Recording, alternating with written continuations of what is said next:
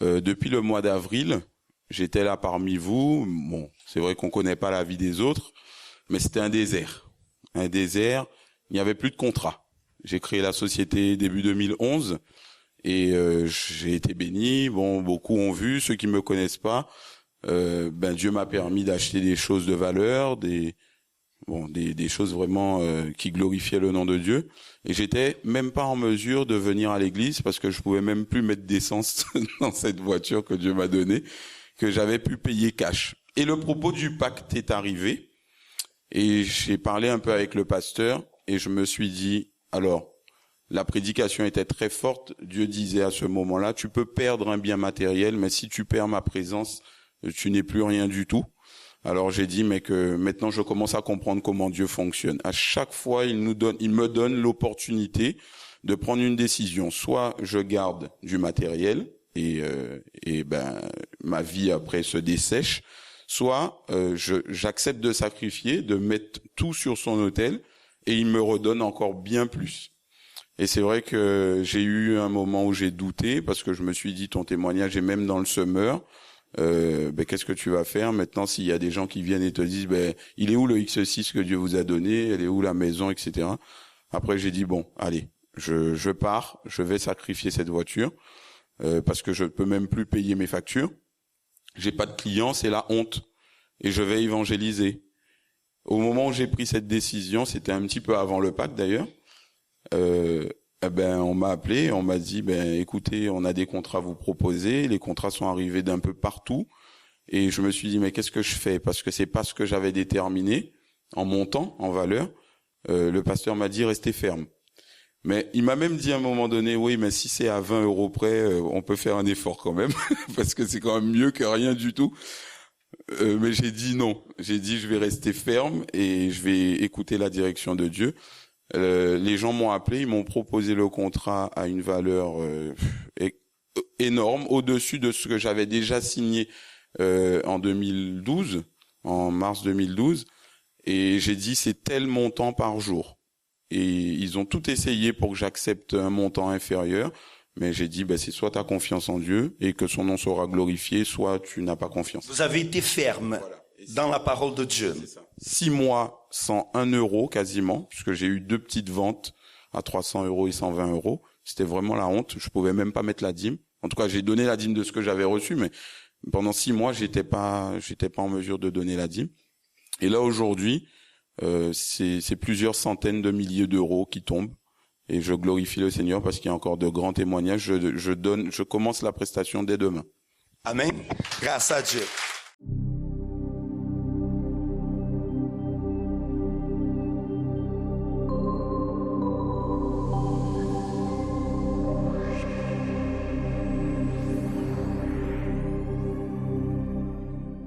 Soyez bienvenus à cette émission France en direct. Nous sommes là plus une fois ensemble.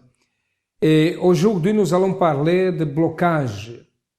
Beaucoup de personnes vivent dans le blocage. Sa vie n'avance pas dans la vie familiale, dans la vie financière ou d'autres. Quelle est la cause du blocage? Je vous le dis, quand il y a des problèmes du passé, ces problèmes du passé contribuent pour le blocage. Il y a un esprit, une force du mal qui fait ça, qui cause le blocage. J'ai ici avec moi Magali. Bonjour Magali. Bonjour Évêque. Vous êtes au centre d'accueil depuis combien de temps? Depuis 2007. 2007. Quand je parle de blocage, ça veut dire quelque chose?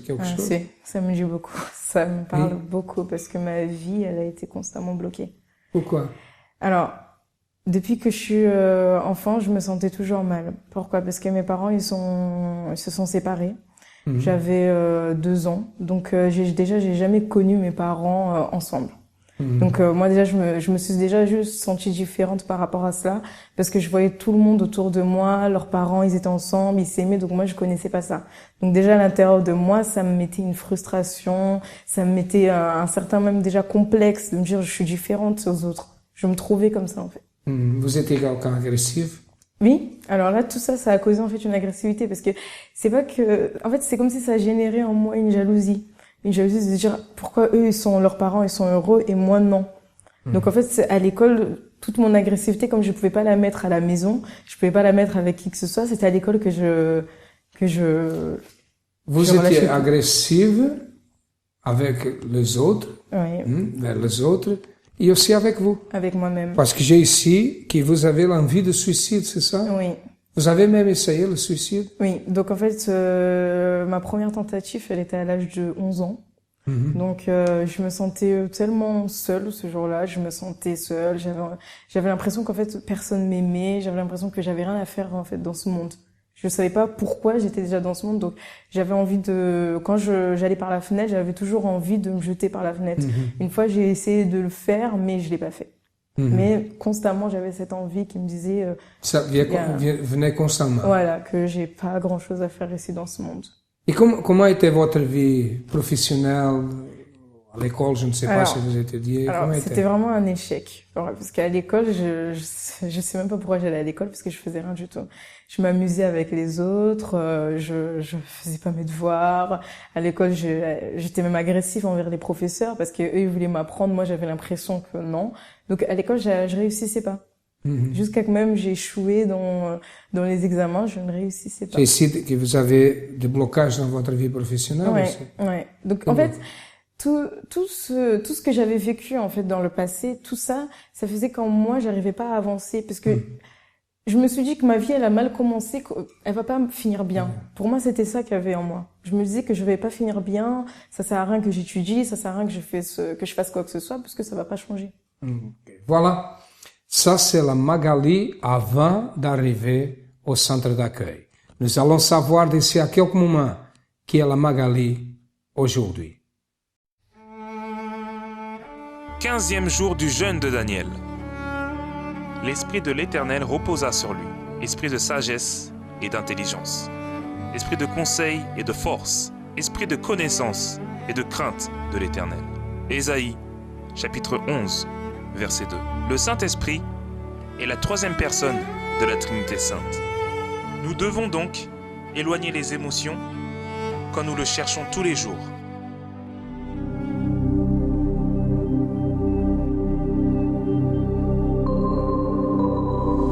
Un jour du jeûne de Daniel sur le mont Hermon.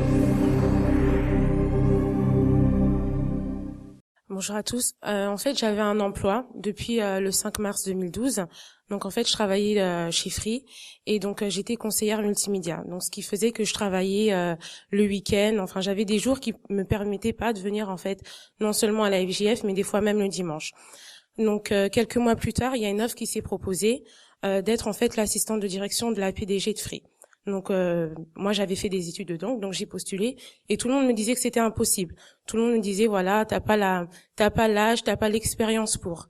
Donc quand j'ai postulé, effectivement, ils ont pris une autre personne qui avait 8 ans d'expérience et moi, j'ai même pas eu de retour en fait, comme quoi j'avais pas été pris, j'avais juste eu un mot sur mon bureau comme quoi il y avait un nouveau numéro de téléphone pour cette personne. Il s'avérait que cette personne-là, au bout de 3 mois, ma directrice ne l'a pas gardée et elle disait qu'elle n'avait pas assez d'expérience, or que moi j'avais que 1 an et elle en avait 8. Donc j'ai commencé le poste et en fait ils m'ont proposé de pouvoir donc je travaillais plus les week-ends, donc ce qui m'a permis de continuer le week-end à la FJF et venir le dimanche, mais aussi d'être en mission en fait jusqu'au mois de décembre. Donc en fait je continuais toujours dans le poste de conseillère multimédia avec en tant qu'assistante de direction, avec un contrat de conseillère multimédia. Ils m'ont dit, si tout se passe bien, on va signer le CDI au mois de décembre. Donc moi, effectivement, j'ai accepté sur le coup parce que ça m'avait beaucoup aidé. Il y avait une augmentation de salaire et tout. Mais j'étais quand même révoltée. J'ai dit, je dois attendre quand même plus de 8 mois pour avoir un contrat. Donc lorsque je faisais des démarches et tout, donc ils me demandaient mon poste, je disais assistant de direction et sur le contrat, ils voyaient assistant commercial en fait. Ils me disaient mais non mademoiselle, c'est pas possible. Enfin vous nous avez dit vous êtes assistante de direction. J'ai dit oui mais vous inquiétez pas, j'ai une preuve, j'ai une lettre de mission et si tout se passe bien au mois de décembre, on va signer mon contrat. Alors à chaque fois mes démarches en fait étaient bloquées par rapport à ça. Parce que le salaire aussi n'était pas le salaire qui était dit sur le contrat. Et donc dimanche dernier, vu que j'avais pas pu poser mon pacte le jour où on devait poser mon pacte parce que c'est pas ce que j'avais déterminé. Donc j'ai vendu quelque chose que j'avais acheté et j'ai déposé mon pacte. Et quelques temps après, j'avais eu aussi une toute petite somme. C'était vraiment tout petit. Je me suis dit, sur le coup, donner une dîme de cette valeur-là, c'est honteux. Mais après, je me suis dit, non, si Dieu nous demande la dîme, que ça soit petit ou grand, je vais déposer. Et le jour où j'ai déposé, donc lundi dernier, le soir même, en fait, la PDG, elle a envoyé un message à la direction des ressources humaines en disant, ça sert à rien de faire attendre Mida, on va lui faire officialiser son contrat et lui proposer d'autres responsabilités. Donc, au lieu d'avoir signé mon contrat, en fait, en décembre, j'ai pu le signer là pour le 1er octobre. Bonjour, je m'appelle Andrade, je viens de centre d'accueil de Saint-Denis. Donc, avant de connaître le centre d'accueil, donc j'étais un jeune qui avait commencé à plonger dans les drogues, dans les vices. Tout a commencé après la mort de mon père, que par la suite, en fait, on avait perdu tous nos biens. On était hébergés par des membres de la famille. Que ces mêmes membres, qu'un jour, voilà, ils ont commencé à m'humilier, à dire que je ne serais rien dans la vie. Et donc toutes ces paroles, j'ai grandi avec toutes ces paroles dans ma tête. Et maintenant, pour retrouver de l'amour, du réconfort, je commençais à avoir des mauvaises compagnies. Donc arrivé au point que je commençais à plonger dans l'alcool. Disons qu'en fait, on commençait à faire la fête avec des amis du jeudi jusqu'à dimanche soir. En fait, tout ça, pourquoi? Parce qu'en fait, j'ai cherché un amour que je n'avais pas à la maison, parce qu'à la maison j'avais uniquement des humiliations, alors que dehors il y avait ces gens-là, voilà, qui m'encourageaient, qui me félicitaient même à chaque fois quand on faisait des bêtises. Donc j'étais devenu quelqu'un de très très nerveux, quelqu'un qu'on voulait à tout le monde, que je faisais du mal à tout le monde sans aucune raison. Et les années sont passées. Ma sœur, elle a commencé à fréquenter le centre d'accueil, et lorsqu'elle a commencé à avoir des changements dans sa vie, à partir de là, donc elle m'invitait donc à venir au centre d'accueil. Donc je suis venu au centre d'accueil. Au départ, c'était pas facile parce que j'avais du mal à faire confiance, parce que c'est déjà quelqu'un qui n'avait pas de confiance en moi-même, parce que tous ces gens avec qui j'étais avant, ils ont simplement profité de ma personne. Et en voyant les témoignages de certaines personnes à qui Dieu a changé leur vie, à partir de là, donc j'ai commencé vraiment à me poser des questions, en me disant que Dieu, lui aussi, pouvait aussi changer ma vie. Donc moi aussi, je me suis lancé dans la campagne d'Israël, dont il y a eu des fruits et des grandes transformations dans ma vie. Ma situation aujourd'hui, ma vie professionnelle aujourd'hui, donc elle est stable. Aujourd'hui, donc j'ai pu obtenir des diplômes. Je suis devenu gestionnaire, administrateur des achats dans une grande société. Concernant ma vie spirituelle, donc tous ces vices, tout est parti. Donc aujourd'hui, j'ai plus le vice de l'alcool, de la cigarette ou autre. Maintenant, avant, j'étais quelqu'un de très très très nerveux. Aujourd'hui, c'est plus le cas. Donc aujourd'hui, avant de mener toute action, donc j'ai réfléchi d'abord, j'ai pesé le pour et le contre. Et donc voilà, Dieu, il a vraiment transformé ma vie. Et tout ça aussi, voilà, c'est grâce aussi, on va dire, au centre d'accueil, tous les conseils, voilà, qu'on nous donne. Aujourd'hui, voilà les fruits.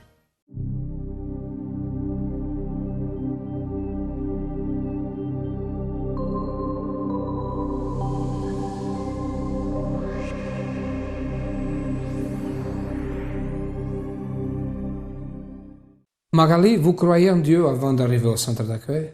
Alors, je croyais en Dieu, mais ça allait pas à plus votre loin. manière. Voilà, je savais que Dieu existait, je faisais ma prière, mais en fait, je n'avais jamais eu quoi que ce soit de Dieu. Pour moi, c'est la foi. Ce qui est intéressant, c'est que vous m'avez dit que c'est votre mère qui vous a invité. Oui. Il y avait des problèmes entre vous. Alors, et curieusement, c'est elle qui est venue premièrement au centre d'accueil. oui, c'est elle qui m'a emmenée parce que, enfin, elle et moi, à ce moment-là, en plus, on s'entendait pas vraiment. Chaque fois, on était vraiment en froid jusqu'à un jour, j'ai même voulu la taper. On était vraiment en froid. Et elle a commencé à fréquenter le centre d'accueil. Et comme moi, j'avais envie aussi de connaître Dieu, même si en fait, au fin fond de moi, Il n'y avait pas ce désir non plus, mais enfin, moi, il y avait vraiment, je voulais vraiment connaître aussi Dieu.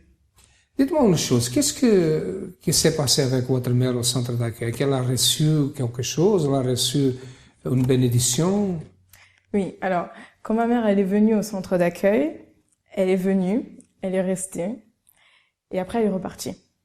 Moi, je suis restée. Et au même moment, ma mère, elle est tombée malade du diabète. Elle avait aussi de la tension. Et en participant aux chaînes du mardi, c'est là qu'en fait, elle a été guérie en fait du diabète. Elle a été guérie? Voilà. De diabète? Oui, et de la tension. Guérie complètement? Totalement.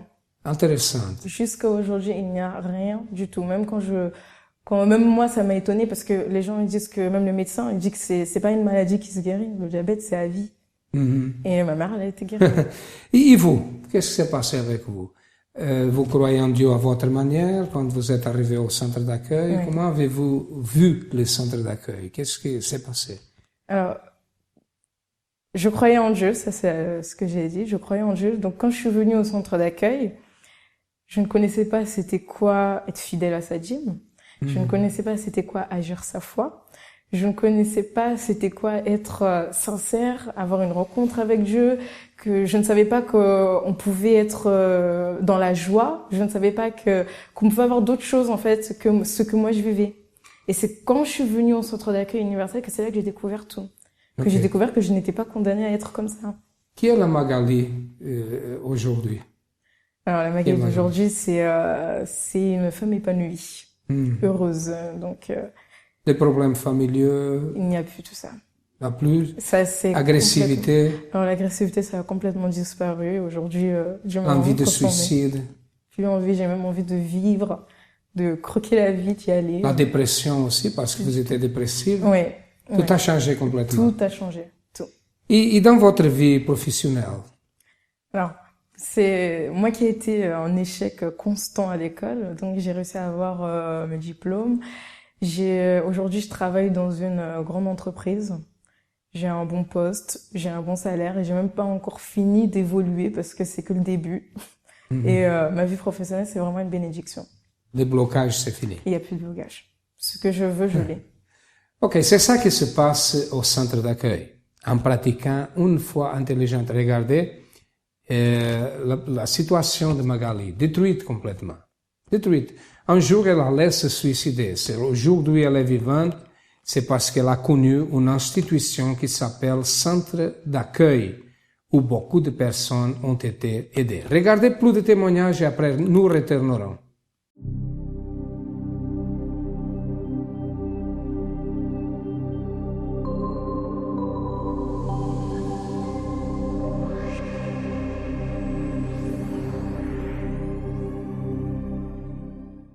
Quelle est la bonne nouvelle? La bonne nouvelle, c'est que au départ, quand je suis arrivée ici, en France, mon beau-père, c'est-à-dire le père de ma petite sœur, devait me donner un appartement. Et une de mes sœurs s'est levée, elle a dit, jamais on ne peut pas lui donner parce qu'elle m'a dit que c'est Dieu qui lui a donné cet appartement. Et je me suis retrouvée à l'hôtel social. Et j'ai commencé, après l'hôtel social, je commençais à aller d'appartement meublé en meublé et il ne fallait pas rester plus de 3 mois. Alors, la dernière étape, c'est que j'ai eu 2 appartements, toujours en meublé. Et l'autre qui était moins beau, qui était à côté de l'église de Salingradon, au métro Louis Blanc. Et l'autre qui était beau était loin. Alors j'ai dit, à cause de l'église, je vais prendre le moins beau où les fils pendaient. Les enfants disaient, mais ça fait peur, c'est moche. J'ai dit, non, c'est mon sacrifice, on va rester là. Parce que l'église, c'est à quelques minutes là, c'est sur la même rue de l'église. Alors j'ai commencé à déterminer et j'avais du travail. Pendant ces années, j'avais du travail, j'avais des fiches de paye. On ne me donnait pas l'appartement, malgré toutes les promesses. Et maintenant, je n'ai pas eu d'appartement, je n'ai pas eu de travail, je n'ai pas de fiche de paye. Et là, je trouve un appartement, la personne dit, moi, je vais donner ma maison rien qu'à quelqu'un qui est chrétien. Donc, à cause de Dieu, on m'a refusé une maison. Et là, j'ai une maison à cause de Dieu à Ivry-Coucourant. Donc, juste là, à la station Bois de Fer, plutôt. Donc, je suis très contente. J'ai aménagé ça depuis le lundi, là. Amen. Amen. Bonne nouvelle. La situation de votre vie, elle était comment? J'étais licenciée, en fait. Donc, je n'avais pas de travail. Et j'ai demandé à Dieu qu'il fallait que je trouve le travail avant le mois de septembre. On était comme ça au mois de mars. Et du coup, il y a eu le propos de l'ancien double. Donc, c'était par rapport à la dîme, où il fallait le salaire que tu veux recevoir, tu donnes la dîme de ce salaire-là. Donc, j'ai participé au propos. Même au chômage, c'est ça, hein? Vous étiez licencié. Et vous avez mis Dieu à l'épreuve en donnant la dîme double, en réalité, en donnant la dîme de ce que vous désirez gagner. Oui. Et moi, je voulais le double du salaire que j'avais dans l'ancien boulot. Et avant le mois de septembre, parce qu'on était au mois de mars, donc au mois de mai, j'ai trouvé un travail avec le triple du salaire que j'avais avant. Ça veut dire que cette situation a changé à partir du moment que vous avez sémé. Oui. Dieu a béni. Dieu a béni. Vous êtes très contente aujourd'hui. Oui, très. Il n'y a pas que ça. Parce qu'il y a d'autres. Amen. Dieu vous bénisse. Qu'est-ce que Dieu a fait? Alors en fait, en septembre 2011, ma famille et moi, nous avons été expulsés du logement familial. Donc on s'est retrouvés dans la rue. Et donc il fallait absolument qu'on soit logés. Donc on s'est retrouvés avec des personnes qu'on ne connaissait pas. On a cohabité avec des personnes qu'on ne connaissait pas forcément. Et n'acceptant pas la situation, ma sœur jumelle et moi, c'était plus possible. Donc en août 2012, Dieu nous a accordé un logement. Lorsque nous sommes revenus d'Israël, on s'est rendu compte que nous avons été victimes d'escroquerie. Donc on s'est retrouvés à nouveau dans la rue. Et c'était vraiment plus possible on est fidèle dans la dîme les offrandes. Encore, j'aurais pas été fidèle dans la dîme les offrandes, je me serais tue. Mais on n'a pas accepté cette humiliation. Donc, avant même que la campagne d'Israël arrive, celle de novembre 2012, on a commencé à mettre Dieu à défi. C'est-à-dire que lorsque nous avons été escroqués, en fait, victimes d'escroquerie, la banque nous a dédommagés. Et même ce qu'on nous a dédommagé, on a mis ça sur l'autel. On s'est retrouvé sans rien. On aurait pu le garder. Ça nous aurait servi de caution ou autre. Mais même dans ça, on a mis Dieu à défi. On a dépendu de Dieu. Et on s'est dit coûte que coûte, il fallait qu'on soit logé. Donc on cherchait des studios dans les agences immobilières. On a fait plusieurs agences. Ils disaient qu'il n'y avait pas de réponse. On était tellement révoltés, je me rappelle, ce jour-là, je me suis réveillée à 6h du matin, j'acceptais pas. J'ai dit, Seigneur, aujourd'hui, je dois avoir une réponse. Donc, dans la tête de ma sœur jumelle et moi, c'est un studio qu'on devait avoir. La personne a appelé ma sœur pour nous dire, écoutez, mesdemoiselles, votre appartement vous attend. Et c'est pas un studio, ni un F1, ni un F2, c'est un 3 pièces. Ce que la banque vous a donné, vous a dédommagé, vous avez mis Dieu à l'épreuve sur l'autel. C'est exactement ça, peu importe. Ça a été facile? Pas du tout. Aujourd'hui, ça va. Très bien. Dieu vous bénisse. Magali, nous sommes en train de vivre les 21 jours du jeûne de Daniel. Qu'est-ce que ça représente pour vous? Alors, le jeûne de Daniel, c'est vraiment un propos différent. Et c'est vraiment, j'ai envie de dire, une opportunité, surtout pour les personnes qui disent qu'il n'y a pas d'autre solution, qui sont en train d'avoir un vide, une tristesse, qui sont vraiment pas bien. J'insiste à dire, il faut participer à ça. Vous avez reçu le Saint-Esprit, le baptême de Saint-Esprit? Oui. Parce que moi qui, par exemple, étais une personne dépressive, qui avait pas du tout la joie de vivre, et aujourd'hui je l'ai eu, c'est vraiment grâce à Dieu. C'est Dieu. Dites-moi une chose, qu'est-ce que représente pour vous le centre d'accueil? Le centre d'accueil, aujourd'hui, j'appelle ça comme une école. Parce que c'est là que j'ai tout appris ici. J'ai appris ce que ma vie, aujourd'hui, elle est. C'est grâce à Dieu. Mais c'est grâce à ce que j'ai appris ici. Aujourd'hui, vous croyez que Dieu existe ou vous croyez qu'il peut faire ce qu'il a promis? Ah, il peut faire ce qu'il a promis. Même de plus grand encore. Merci beaucoup de votre témoignage. Regardez, il peut faire ce qu'il a promis.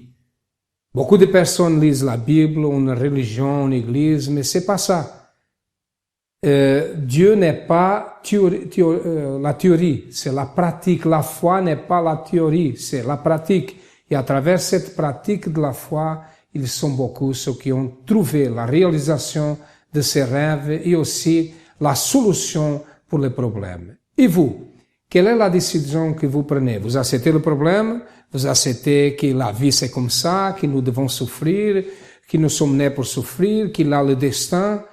Si vous choisissez ce chemin, nous ne pouvons rien faire. Mais si vous dites, non, je n'accepte pas cette situation, nous sommes là pour vous aider. Nous sommes situés au 254 de la rue du Faubourg Saint-Martin, au 10e à Paris. Nous avons d'autres centres d'accueil dans toute la France.